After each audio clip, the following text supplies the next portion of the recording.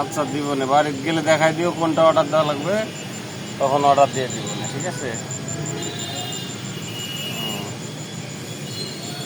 আচ্ছা ঠিক আছে, সাইজটা দেখে নাও কোনটা দিলে হবে, সেটা সাইজ দেখে নাও, তারপর করে দেব। ঠিক আছে। হুম হুম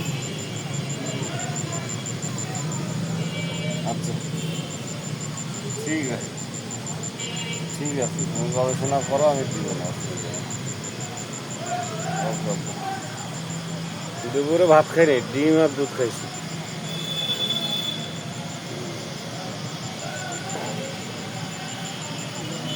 আচ্ছা ঠিক আছে, তো আপু কী করে, কান ভাইয়া কী করে?